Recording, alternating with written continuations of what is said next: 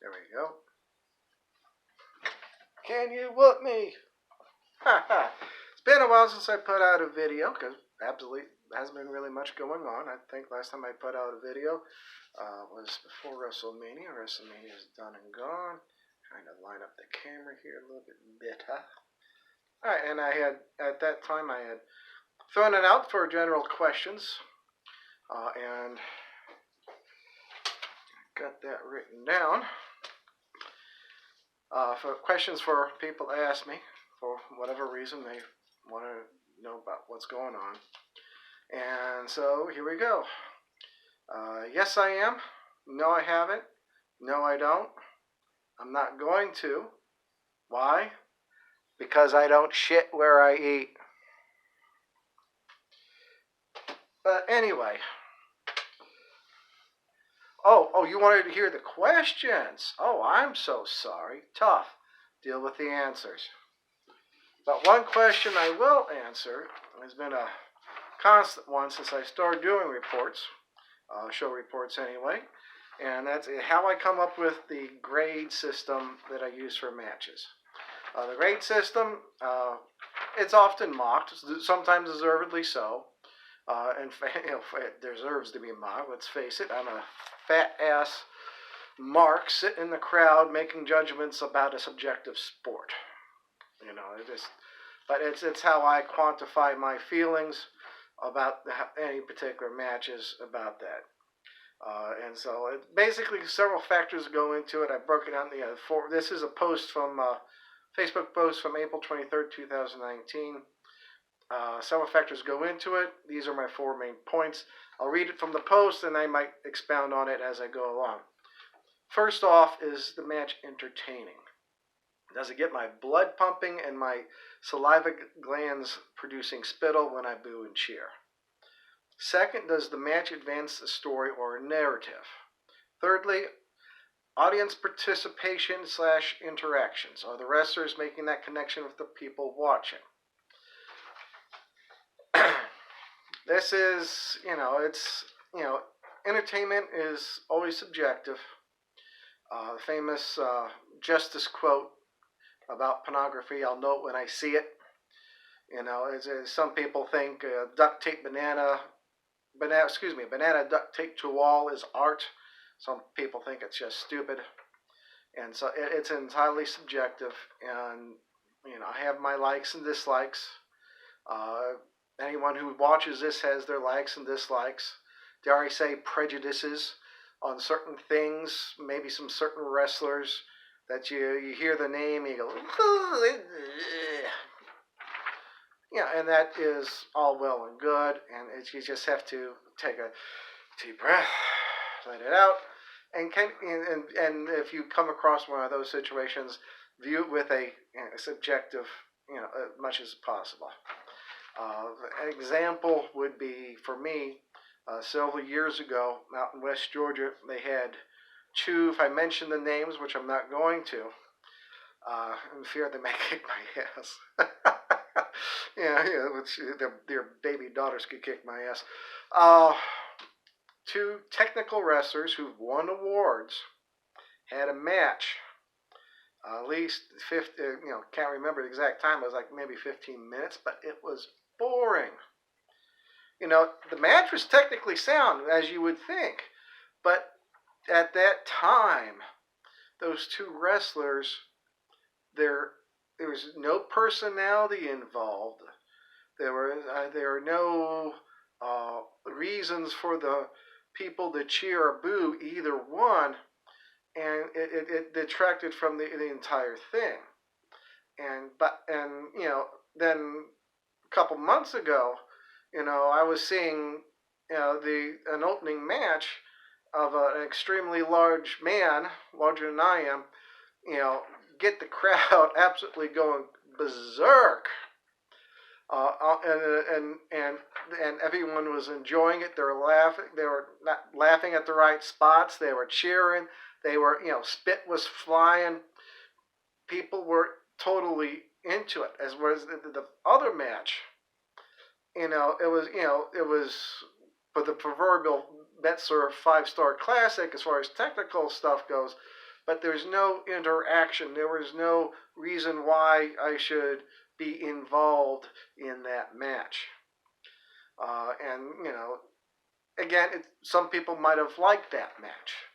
And I personally, I would have given that probably a C minus or D plus if I was grading at that time. But the larger guy match from a couple months ago, I gave a B plus. It was fun. It was entertaining. I was involved with it, and that's what you really kind of want. Let's see. And again, not all matches are created equal. I cleaned my car out the other day. As you can tell, this is a piece of Lego. I don't have kids. This was in my car. How did it get in my car? It got in my car through my computer bag and it was from a match from the TWE show that started off Scenic City weekend from 2019. The main event was a death match, and this was part of an exploding Lego backpack that was 6 feet away from me. So the pieces went everywhere, and one of them ended up in my computer bag. So, and I don't really go for death matches per se. If it's a payoff or something that's story driven, I'm more into it. From post leading up to that, there was some background to that. I don't really follow TWE, so I was just kind of reading up on it, how that got started, and all the stuff like that. I wish Tank was involved in it, but he was sick that leading up to it, and it got kiboshed. But Uncle Biff was a good replacement. As death matches go, I enjoyed it. But normally I wouldn't watch it unless it was like a payoff type of match. Again, that's me. That's subjective. That is not objective. That is subjective. That is my opinion. See, technical aspect, everything. Everything they did was crisp, but didn't connect with the people watching. And I've seen wrestlers fatter than I am and couldn't tell a wristwatch from a wrist lock of a match of the year. Again, it's going back. I got ahead of myself a little bit there. And then there's some other factors that will go that if you weighted it. The entertainment part would be like 75%, and the other 25% would be other things. Despite my soft touch, I'm slowly stealing that. Thank you, Stephen. I have given out some failing grades, and most matches do fall into the C to B minus range. Goodman has his own criteria. The tapped out guys have their own criteria, and they even differ on what they like or don't like. The fans in the audience have their own thing. I just had a thought. It went, ooh. Yes, I am nuts. It's just like, the only time I played with Legos in the last 40 years, I'm playing with one now. It's just a single piece. Don't eat it. Dog's looking at me. Why did you throw it on the floor then? If you haven't read Dustin Rhodes' autobiography, first of all, why the fuck not? He describes trying to find that one person in the audience. He was going to like the father bringing their child to a match. Child's really into it, and then the father really couldn't really be there. And he concentrated on bringing that father in, making them wanting to get invested emotionally into that particular match or situation, and making giving that fan a reason to come back, to care about things, and that's really about that. A lot of people will, the spot monkey stuff, which is in its place, fine and dandy, but it's not something I want to see on a regular basis. You want to. This is, in my opinion, wrestling is the most purest form of entertainment that you can find. And it's the last pure form of theater. It's just, it's Shakespeare in a round almost, but it's, on a consistent basis with new plays and acts and angles, hopefully on a consistent, changing on a consistent regular basis. And it's like I've given two really failing grades in the time I've been reviewing. First one was from the 2018 Scenic City Futures Showcase, and that was a tag match. I think we only posted Goodman. Larry had his post on it, and it was a match, and it was spots done badly. It's very surprising that any of the participants in that didn't get hurt in a serious way. It was totally bad, and it totally killed the crowd. And it was people. It was like a dumpster fire. The drizzling shits, as Tank would say. But 2019, one of the tag teams came back, and they had improved the matches. They had on the TWE show, and also again on the Scenic City Futures Showcase. I believe 2019 they had a match again, and on both instances, still a lot of spots, but they had improved those spots, and they weren't necessarily spots for spots' sake, but they advanced things a more better. It was more reasonable why these spots happen, and that's spots for spots sake is not it is just like having seeing the competitions with the person standing in the gym mat and the floor with whatever form of weaponry doing all the dance moves with that. It's what that is. It's a spectacle, and it's not a spectacle. It would be more of a showcase of skills. That's my opinion.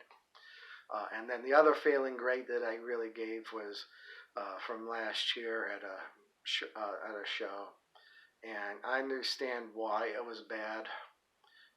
They basically threw these two guys together as a tag team. They've never tagged before, and I mean, it was the technical aspect of it.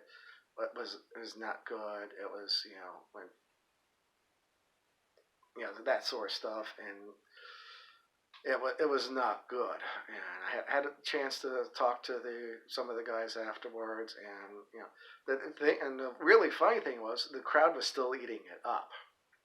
The crowd, because there was a couple local guys, and the friends and family, in my opinion, again, people can tell me shove it, it's my opinion, high up above in my crow's nest looking down, it was mostly friends and family, but the match itself was absolutely terrible. And you can go back, and I actually posted on Facebook after it happened, and it was not good. But I talked to the guys, some of the guys afterwards, and they were not put in the best position to do better, and that's really the reason why that match failed. And they were, if the one guy was with his regular tag partner, would have been a hell of a lot better. And if the other guy was in a singles match, that singles match would have been a hell of a lot better. But putting them together, it was a clusterfuck in the in the worst sense of the word. But that's how I got into explaining my grades and my grading system. Again, it deserves to be mocked. Matt Sells and Logan Creed, shout out to those guys. They like to mock it all the time. And it is what it is, and I take it, I own it, and I have fun with it. It's hard to insult me like that, but people try anyway. I don't care. I'm old enough. I don't mind. This is also day after the Money in the Bank ladder match. Overall, if I was given a grade, I would give that a C+. I would have given it in the B range except for the ending of the Money in the Bank match itself. If they were giving Otis that briefcase, it is, in my opinion, a set up for situations for people to challenge him for that briefcase, and to string that along for several months. I could see that coming as an angle, which for him and his girl, maybe causing tensions with that. That is my take on that, and why it's to Otis as opposed to either Corbin or AJ Styles, who are, the more sensical, if you're going by straight storyline type of thing. It was nice to, nice touches as far as the going from the bottom floor up to the top. I enjoyed that. That was extreme. For my opinion, it was extremely entertaining for what they had to do. A lot of the guest spots. I mentioned in a chat before is how many startled secretaries would we get, and we didn't we didn't get that. We did get the guest spots in. If they really wanted to go meta, they would have put. I would have gotten a good laugh of seeing Kevin Dunn as the janitor. Just to go meta on that. If you really want to go absurd, you would probably put in I hate to say this, but Virgil, and go that route, or another wrestler like that, and go complete like that. By the food fight was great. The Rey Mysterio sandwich between Nia and Otis, that was funny, and then AJ going into the room with the cough and all that. You're still freaking out over the Boneyard match at WrestleMania. The other matches, the New Day tag match, I was pretty good long. It was longer than that. It could have been cut a little bit. The Drew McIntyre Seth Rollins match, I want to get a shout out to, because that's one thing about the empty arena matches that I personally enjoy. I really don't mind them otherwise, is the vocal interactions between wrestlers and sometimes even the wrestlers and the commentators, and the referees and whatnot. I enjoyed that, and that's one of my big bugaboos. Is I had saw a match featuring an indie darling. This was 2018 up in Marietta. It was like part of a after wrestling event, after a taping type of thing, and the guy involved made no sound whatsoever, nothing, and that bugs the living shit out of me.